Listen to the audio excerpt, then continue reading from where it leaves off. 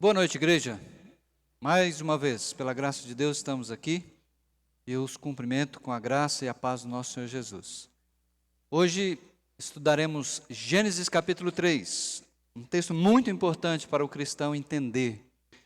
No meu devocional 609, eu fiz a seguinte pergunta: por que as coisas não são como deveriam ser? Você já teve essa sensação? Por que parece que algo está fora dos eixos nesse mundo? Você vê sofrimento, dor, enfermidades, guerras, relacionamentos rompidos, morte. As coisas não deveriam ser assim, não é verdade? Você concorda comigo? A verdade é que as coisas não eram assim. Quando o nosso Deus criou todas as coisas, Ele fez uma avaliação muito positiva. Em Gênesis capítulo 1, verso 31, ele diz assim, olha, e Deus viu tudo o que havia feito, e tudo havia ficado muito bom. Tudo que ele fez, tudo ficou muito bom. Não havia nada de errado, não havia dor, não havia sofrimento, morte. Era o paraíso. Mas algo aconteceu no capítulo 3 que mudou o cenário completamente. Mudou a música, mudou o ar, mudou o cenário. As coisas não eram mais como deveriam ser. Hoje à noite, meus queridos, eu quero estudar com vocês o tema a queda. E eu quero trabalhar com vocês sobre os personagens que estavam envolvidos na queda. Mas antes eu quero orar para que Deus nos dê a graça de prestar atenção e entender essa doutrina tão cara e tão preciosa para nós cristãos. Deus amado, em nome de Jesus eu agradeço por chegar até a casa dos meus irmãos, por ter o privilégio de falar com a igreja presencialmente, abrir a palavra do Senhor e estudar. Abra o nosso entendimento nesta noite e ajuda-nos a compreender esse tema tão importante, que é a queda do homem. Em nome de Jesus. Meus queridos, eu tenho uma ilustração que tenta explicar para você o que é a queda. Faz 16 anos, nós estávamos preparando a igreja para um passeio na praia e a nossa querida irmã, Dona Shirley, esposa do Sr. Alcides, ela estava numa casa e ela também estava empolgada com a viagem, ela iria conosco, mas quando ela virou para se voltar para a rua, ela tropeçou e caiu. E foi uma queda terrível. A dona Shirley, naquele momento, ela quebrou o pé, não conseguiu mais se levantar. Ela teve trombose por causa daquela queda. E até hoje, eu conversando com ela, ela disse que tem efeitos no seu corpo daquele dia, daquela queda. A queda do homem, que a Bíblia registra, é um termo teológico que procura explicar o pecado original. O homem caiu de fato, moralmente, o homem caiu espiritualmente quando ele desobedeceu a Deus. O dicionário teológico nos ajuda fazendo uma definição sobre a queda do homem. Diz assim, abre aspas, a queda é o acontecimento em que Adão e Eva, os primeiros seres humanos, desobedeceram a um mandamento categórico de Deus, impondo assim o pecado e a morte a toda a raça humana. Em consequência da queda, os seres humanos foram afastados de Deus, foram afastados uns dos outros, foram afastados de si mesmos e da ordem criada. Fecha aspas. Então a queda é um acontecimento. É um fato que aconteceu no tempo, no espaço, aconteceu lá no Jardim do Éden. Aconteceu com os nossos primeiros pais, os seres humanos, Adão e Eva.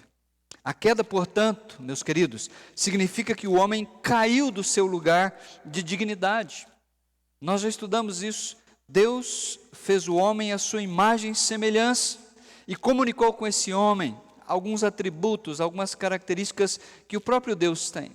Então, o homem, ele tem na sua criação dignidade. O homem também, ele era inocente.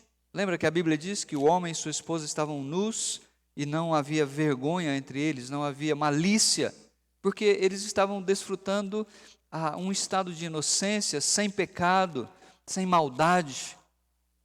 O homem também e a sua mulher, eles desfrutavam de comunhão um com o outro e uma comunhão plena com Deus. Mas quando eles caíram, a queda, tudo isso mudou. Eles passaram a viver uma vida miserável, de pecado, de condenação e, finalmente, morte. A compreensão da doutrina da queda, meus queridos irmãos, é muito importante para o cristão. O Criador, ele havia feito uma única restrição para Adão e Eva, que nós encontramos aqui, no capítulo 2, no versículo 16 e 17, que ele diz assim: o Senhor Deus ordenou ao homem, coma livremente de qualquer árvore do jardim. Deus abriu o leque.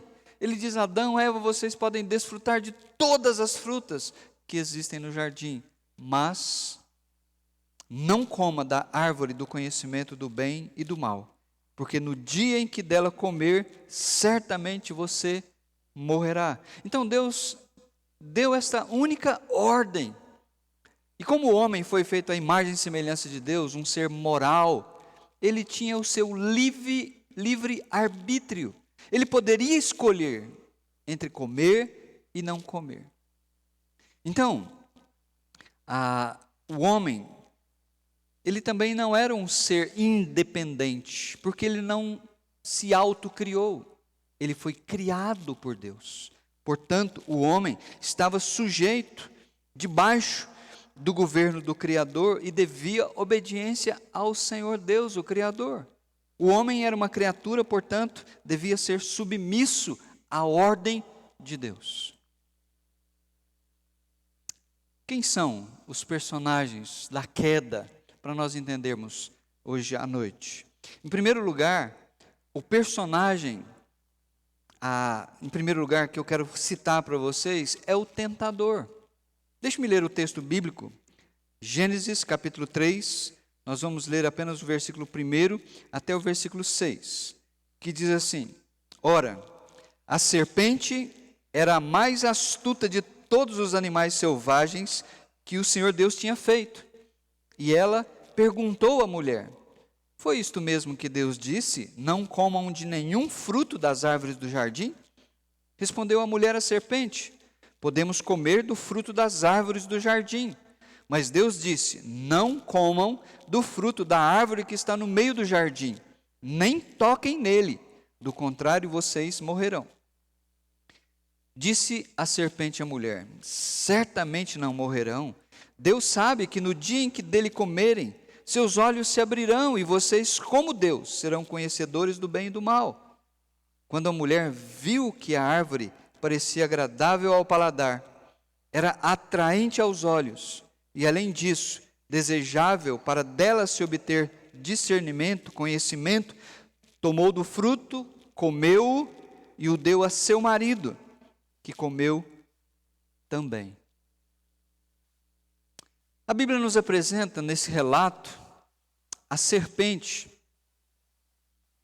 A serpente é um animal criado por Deus. A serpente estava ali no jardim do Éden, como criatura, assim como Eva.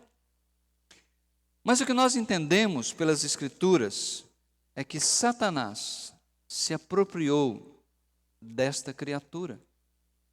E a Bíblia em Apocalipse nos informa que a serpente de fato, ou quem estava usando a serpente como seu instrumento no ato da tentação, ali no jardim do Éden, era o próprio Satanás. Apocalipse capítulo 12, o versículo 7 e 9, diz assim: Houve guerra no céu, Miguel e seus anjos lutaram contra o dragão e seus anjos. Esse texto de Apocalipse 12, nós acreditamos que é algo que ainda vai acontecer no futuro.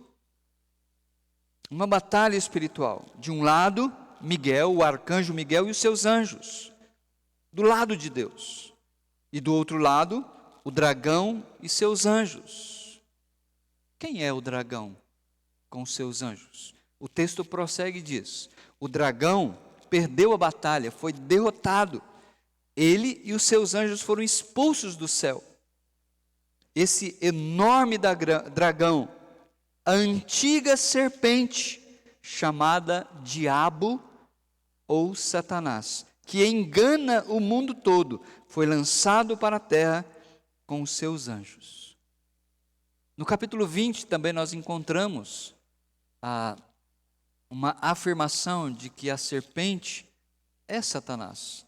A Bíblia diz que Deus pegou Satanás, a antiga serpente, e o acorrentou por 1000 anos, para que ele não enganasse mais as nações. Cremos que isso ainda é futuro, quando o Senhor Jesus vier e estabelecer o seu reino milenar. Mas, queridos, a serpente, naquele momento, era um animal criado por Deus, estava lá no Éden, possivelmente estava ali, até mesmo perto, até na árvore que Deus havia proibido. Mas a Bíblia diz que esse animal era astuto, a ideia de esperteza, astúcia, mais do que os outros animais que Deus havia criado. E provavelmente Satanás usou isso nessa conversa, nesta tentação com Eva. Agora, o que a serpente, ou o que Satanás fez para levar Eva a cair em tentação? Em primeiro lugar, ela introduziu um elemento de dúvida na mente da mulher. Olha o que ela diz. Lembra que Deus falou assim: olha, vocês podem comer livremente de qualquer árvore. Deus abriu o leque. Mas olha como é capciosa a pergunta que a serpente fez para a mulher. A serpente perguntou à mulher: foi isso mesmo que Deus disse? Não comam de nenhum fruto das árvores do jardim? Você entende? Deus disse: vocês podem comer tudo. Mas aqui, ela faz um jogo de palavras para enganar. É assim que Satanás age até hoje. Ele usa artimanhas para enganar as pessoas e principalmente os cristãos. Agora, preste bem atenção. Eva, ela começou esse diálogo errada, porque ela ouviu a criatura, em vez de ouvir o Criador. Ela acatou a dúvida da serpente quando ela deveria ter se posicionado e até mesmo dito: uma cobra não conversa. Como que eu estou conversando com a cobra? Ela deveria ter raciocinado. Ela estava sendo enganada pelo diabo, porque o diabo agiu e age dessa maneira, introduzindo dúvidas na cabeça das pessoas. Em segundo lugar, ele exagerou a severidade da proibição. É isso que Satanás faz. Ele quer propor para Eva, e posteriormente ele não mudou o modus operandi dele, ele quer continuamente mostrar para nós que planos proibitivos não são coisas boas. O legal é abrir a porteira e você viver sua vida livre, fazendo aquilo que você quiser. Então ele diz assim: é isso que Deus disse? Não comam de nenhum fruto do jardim? Olha, mais uma vez ele está sendo astuto na maneira de apresentar o assunto. Você precisa ter em mente o que Deus falou para Adão e Eva: comam livremente de tudo. Ele está dizendo: Deus falou que vocês não podem comer de nenhum fruto do jardim? Satanás ataca o caráter de Deus. Ele ataca o caráter de Deus dizendo que Deus não é bom, porque o seu plano, ou o plano de Deus para Adão e Eva, é um plano restritivo. E restrições não são coisas boas. Os nossos filhos nos acusam assim quando eles são adolescentes. Quando eles querem sair para a balada e nós dizemos para eles: não, você não vai. E eles: ah, pai, você não ama, você não me ama, você não gosta de mim, você não me deixa fazer nada. Não, eu deixo você fazer muitas coisas. Eu apenas estou proibindo você de sair para a balada à noite. Satanás age da mesma maneira, de uma forma a exagerar a proibição de Deus e assim atacar o seu caráter. Em terceiro lugar, Satanás negou a autoridade de Deus e da sua palavra. Lembra que Deus disse para Adão: vocês podem comer livremente de tudo, mas não coma da árvore do conhecimento do bem e do mal, porque no dia em que dela comer, certamente você morrerá. A palavra de Deus é a verdade, ela tem autoridade. Mas Satanás disse: certamente vocês não morrerão. Ele nega a autoridade, ele mente para Eva, dizendo: vocês não vão morrer. Ela introduziu a mentira, o engano.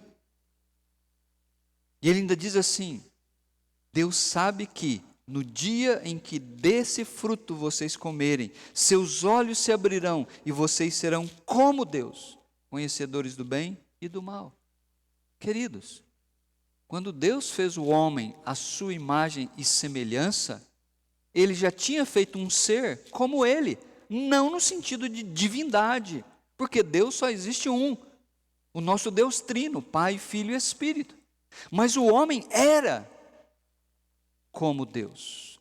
Deus deu para ele a capacidade de pensar, deu uma mente, deu a capacidade para ele escolher, deu vontade, deu sentimentos para ele amar, ser amado. Deus deu muitos atributos para o ser humano.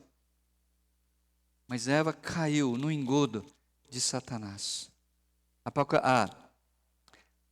A aplicação que eu faço para nós nesse primeiro momento, para que nós possamos abrir os olhos e o coração, meus queridos irmãos, se encontra em 2 Coríntios, no capítulo 11, quando o apóstolo Paulo chama a igreja e exorta aqueles irmãos por estarem dando ouvidos a falsos pastores. E ele diz assim: o que eu receio e quero evitar é que, assim como a serpente enganou Eva com astúcia, a mente de vocês seja corrompida e se desvie da sincera e pura devoção a Cristo. Como isso é possível? Como um cristão pode se desviar da sua sincera devoção a Cristo Jesus? O apóstolo Paulo explica no versículo 4: pois, se alguém lhes vem pregando um Jesus que não é aquele que nós apóstolos pregamos, ou se vocês acolhem um espírito diferente do que acolheram, ou um evangelho diferente do que aceitaram, vocês estão tolerando com facilidade, vocês estão sendo seduzidos, como Eva, no jardim do Éden, foi enganada pela serpente. Meus queridos amados irmãos, Satanás não mudou a tática dele. Ele continua usando serpentes nos púlpitos, ele continua usando serpentes no Facebook, ele continua usando serpentes para enganar o povo de Deus, para torcer a palavra de Deus, para negar aquilo que Deus diz. Paulo diz o seguinte, continuando o seu argumento.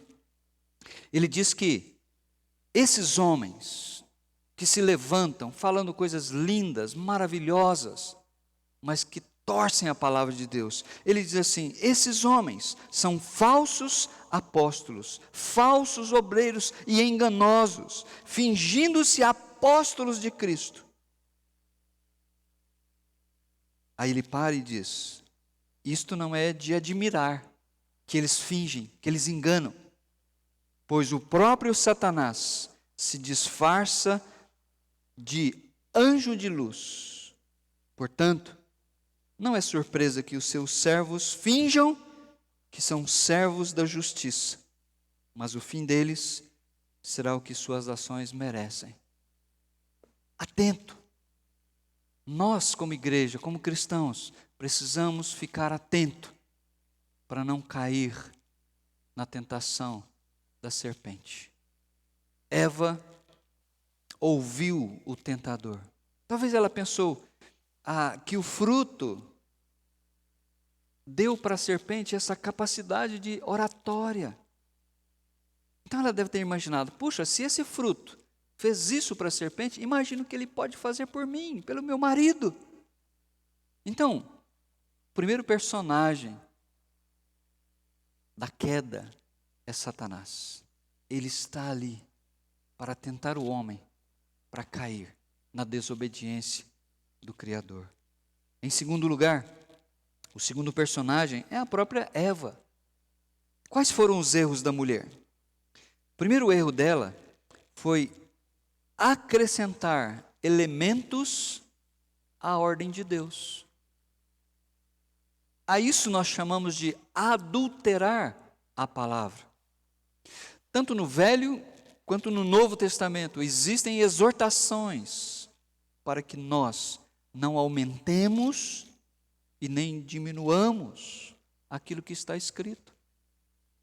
Como que Eva fez para acrescentar elementos à ordem de Deus? Lá no capítulo 3, quando Eva está sendo tentada e a serpente então jogou aquela isca de engano, ela respondeu para a serpente: podemos comer do fruto das árvores do jardim, mas Deus disse: não comam do fruto da árvore que está no meio do jardim, nem toquem nele.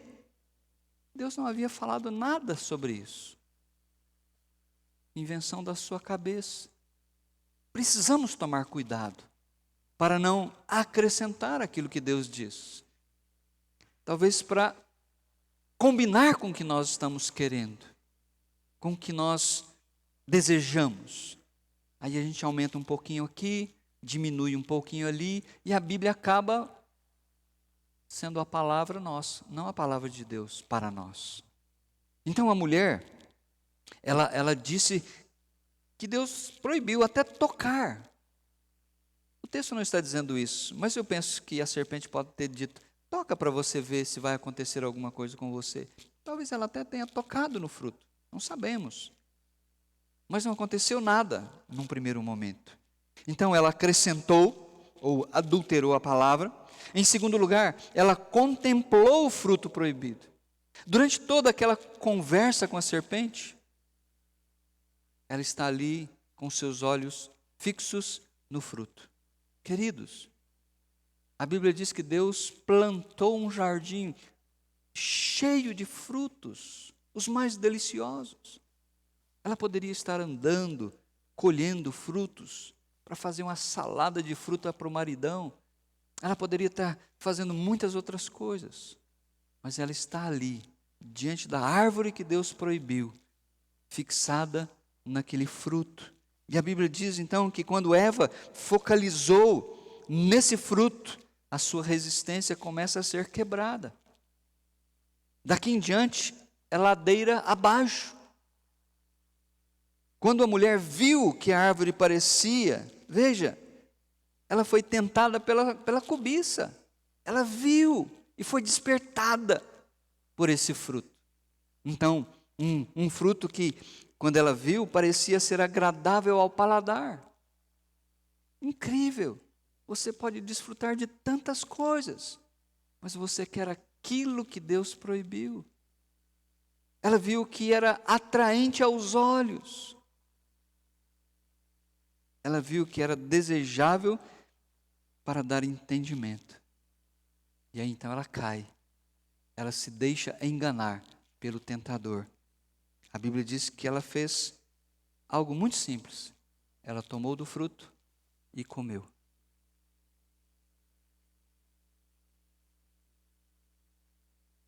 A minha pergunta é: onde estava Adão durante esse diálogo da sua esposa com a serpente? Por que Adão não interviu? Por que Adão não tomou a liderança daquela conversa e impediu? O terceiro elemento dessa história da tentação é o próprio Adão. E nós precisamos entender sobre isso. Lembra que Adão é o responsável perante o Criador. Deus não chamou Eva para dar a ela a ordem. Deus chamou o homem. O Senhor Deus colocou o homem no jardim do Éden para cuidar dele e cultivá-lo. E o Senhor Deus ordenou ao homem. Muitas vezes nas nossas brincadeiras, a gente diz assim: ah, mas se Eva não tivesse comido o fruto, né? Ela é a culpada. Não. A Bíblia não diz que Eva é culpada. O homem é responsável. Deus não deu essa ordem para a mulher.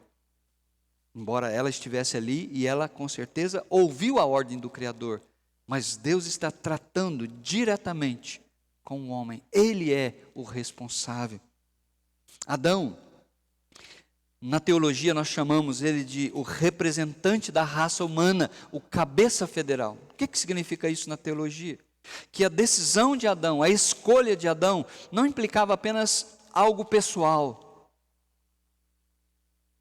Quando a dona Shirley caiu, quando ela teve aquela queda, e ela quebrou o pé, os efeitos da sua queda foram apenas sobre ela mesma. Mas Adão foi diferente.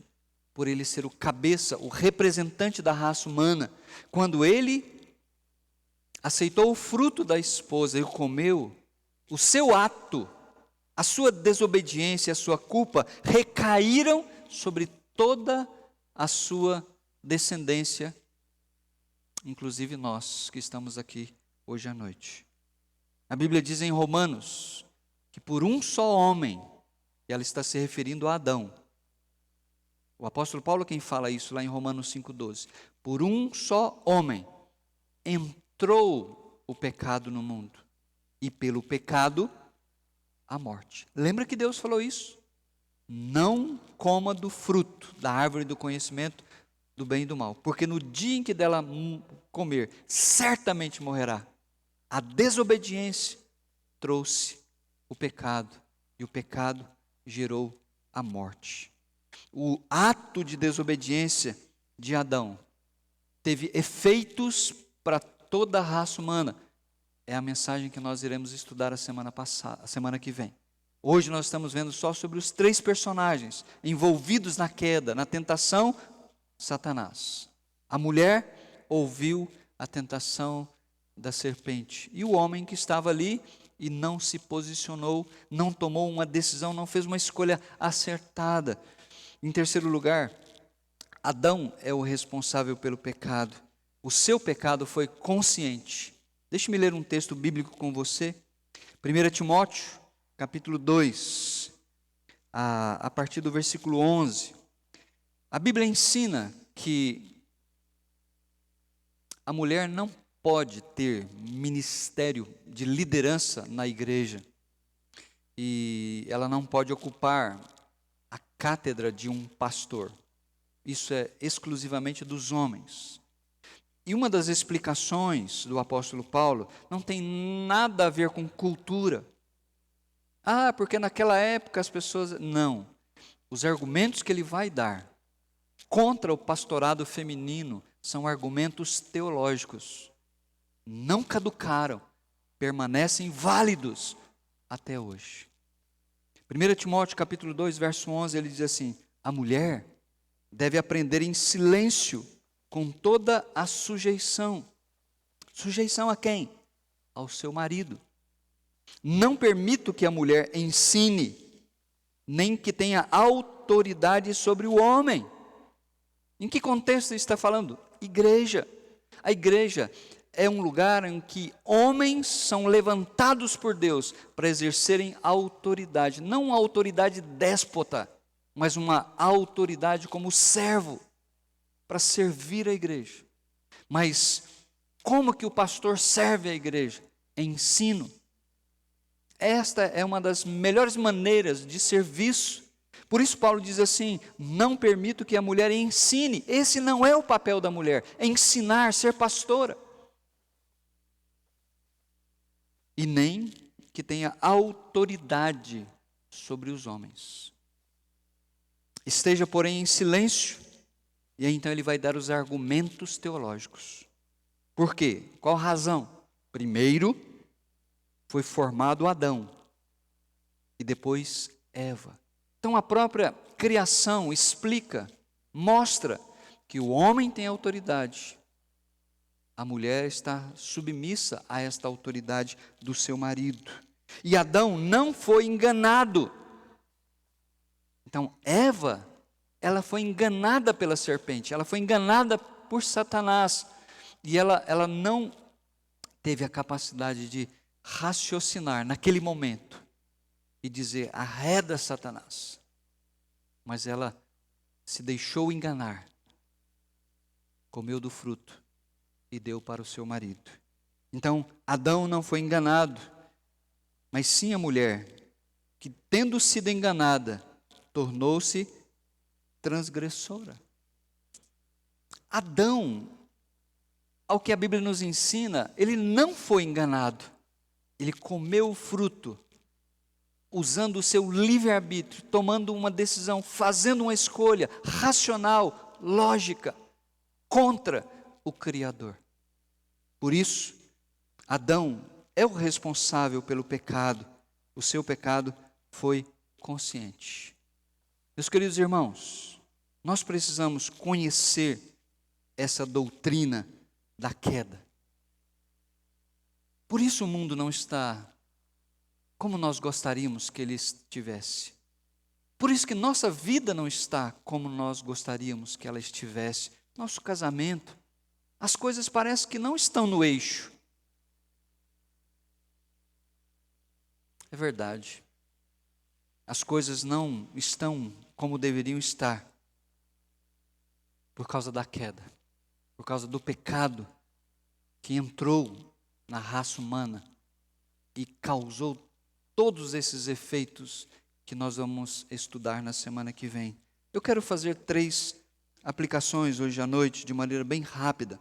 Eu já mencionei bastante sobre isso, mas para mim é muito importante voltar a frisar sobre isso.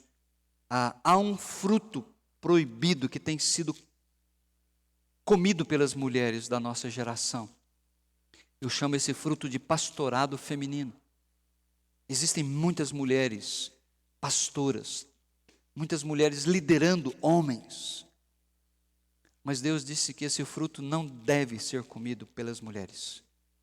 E o interessante é que muitos pastores, como Adão, estão quietos, calados. Eles não falam nada sobre isso.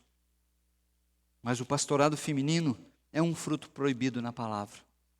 Deus não deu à mulher esta prerrogativa. Isto não a desqualifica, isso não a faz inferior ao homem, pelo contrário, isso dá dignidade à mulher. Então eu me dirijo às nossas irmãs em Cristo. O pastorado feminino não é algo que agrada a Deus e não tem a bênção de Deus. Você pode até dizer: mas pastor, eu conheço uma pastora que é uma bênção, ela tem um ministério.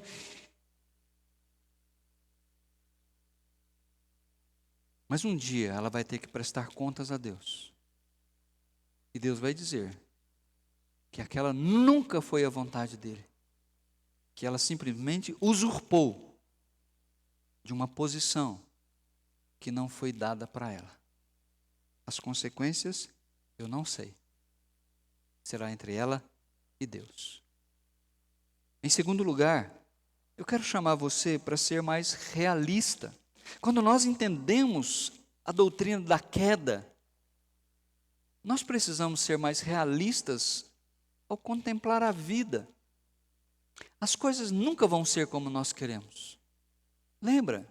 O homem não está mais vivendo no Éden, no paraíso. Nós estamos fora do Éden. Nós estamos vivendo num mundo debaixo de maldição. Semana que vem a gente vai ver melhor isso. Então, as coisas não são como deveriam ser, e você precisa entender isso. Para nós, cristãos, a gente precisa aprender a olhar a vida, olhar os irmãos com mais misericórdia. Há um texto na Bíblia que eu gosto muito, Salmo 103, que o salmista diz assim, ele está louvando a Deus, e chega o momento da adoração que ele diz assim: graças a Deus que o Senhor não nos trata segundo os nossos pecados. Você já pensou se Deus fosse levar tudo a ferro e fogo, se Deus fosse nos tratar como nós merecemos, não estaríamos na presença dele. Por isso, outro profeta, ele diz assim lá em Lamentações: as misericórdias do Senhor são a causa de nós não sermos consumidos. Elas se renovam todas as manhãs em nosso favor. Nós precisamos ser mais misericordiosos uns com os outros, porque somos pecadores. Às vezes nós fazemos coisas que nem nós gostaríamos de fazer. E por último, eu quero dizer para você, meu irmão, que há esperança. Embora nós estejamos vivendo num mundo pós-queda, embora nós sejamos pecadores, temos uma natureza herdada de Adão, há esperança, porque nós fomos redimidos por Jesus Cristo, pelo sangue que Ele derramou na cruz. Nós fomos comprados por um alto preço. Nós somos o povo de Deus. E nós estamos caminhando numa jornada de fé para o encontro do nosso Deus Todo-Poderoso e amoroso. Então, eu quero dizer para você hoje à noite que há esperança, porque nós temos uma nova vida. E como eu já falei, seja paciente. A vida tem que ser vivida passo a passo, em um processo que vai nos levar a um progresso. Mas nós precisamos ser realistas para entender a situação. O mundo não é o paraíso. Por isso há sofrimento, por isso há dor, por isso há morte. Mas um dia, tudo isso irá acabar, porque Deus dará um fim a tudo isso. E nós viveremos num novo céu, numa nova terra. Do jeito que somos, embora glorificados, com corpos perfeitos, sem dor, sem sofrimento, sem morte. Para toda a eternidade, viveremos uns com os outros e juntos com o nosso Deus Pai, Filho e Espírito Santo. Que Deus nos abençoe nessa noite. Essa doutrina é muito importante. Semana que vem nós continuaremos a estudá-la. Em nome de Jesus. Que Deus abençoe a todos.